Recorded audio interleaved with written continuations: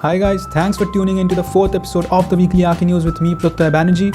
We have the top 5 most interesting news of the week, which I'm sure you won't want to miss out. So make sure you watch till the end. So without wasting any more time, let's begin.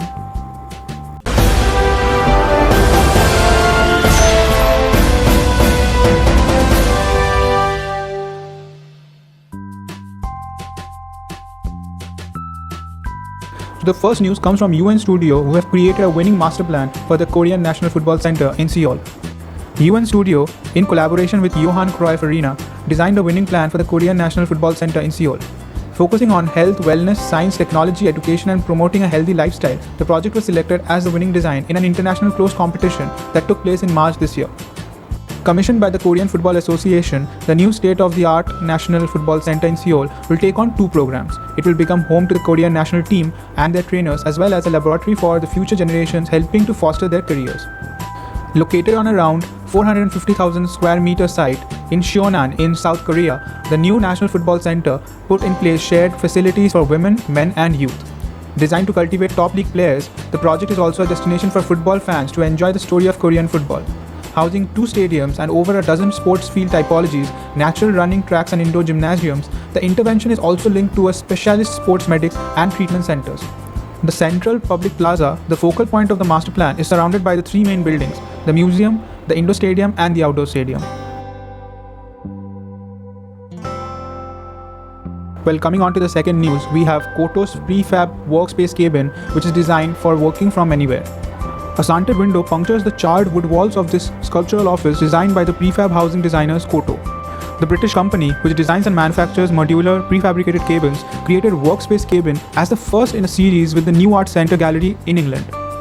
The studio said the aim was to disrupt the typical notions of suitable places to work.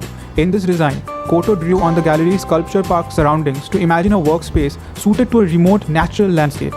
There is just one huge window that provides both views out to the gardens as well as plenty of natural light and ventilation inside. Workspace cabin's walls are slanted and pointed, making an irregular shape, an idea that Koto came up with to reference the New Art Centre's sculptural works. Koto founding partner Theo Dales was quoted saying, "Inside the wooden sculpture, light is refracted from many angles on the structure to evoke a sense of shelter and warmth." The prefab timber walls are charred black using the Japanese process of shosugiban, which is used to protect wood from weathering. Workspace cabin, which is prefabricated and shipped as a module to site, will be followed by other structures from New Art Center. The studio said each design will be available for use. Neon designs an experimental shelter with 600 kinetic shingles to reinvent the traditional Finnish hut. Designed by Neon, the Shiver house is a radical reinvention of the common Finnish hut. The project is a kinetic, animal-like structure which moves and adapts in response to surrounding natural forces. Shiver house is an exploration into the idea that architecture can be used as a means to create a closer emotional link between its inhabitants and the natural world it sits within. In addition, the project explores the idea that architecture can be made to seem alive, with the intention that this will engender a deeper and long-lasting emotional relationship between people and the structures they inhabit. Conceptually, the piece thus suggests that architecture, rather than static and function-led, can be a poetic, living, and dynamic element that changes the way we relate to the landscape that surrounds us. The project is constructed using a simple timber structure that supports a number of rows of tensioned steel wires. These steel wires are treated as batons and are designed to hold the counterweighted shingles. The shingles are constructed using a folded and cut airplane ply, which has been soaked in a protective oil. The counterweight is constructed using a stainless steel nut and bolt. The house employs the use of 600 kinetic counterweighted shingles, which respond to the changing weather conditions of the site. Wind, rain, and snow cause the shingles to rotate into a closed position, giving the structure the temporary appearance and a function of a shelter. Users that sit within the structure can observe the ever-changing environment as they watch the kinetic shingles modulate the internet light levels as well as views out to the surrounding landscape.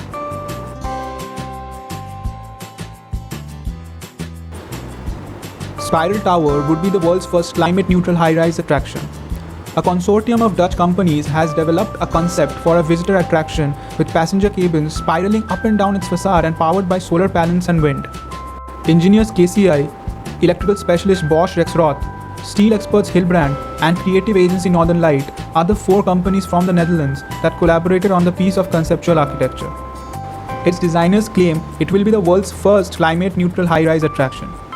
A windmill will sit at the top and solar panels would be integrated into the mast, along with vertical gardens. As the cabins roll back down the mast, they could also generate electricity.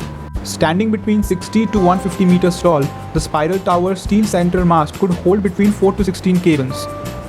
The design team said they took the idea of an observation wheel such as the London Eye and redesigned it to have a smaller physical footprint and the ability to generate its own sustainable power.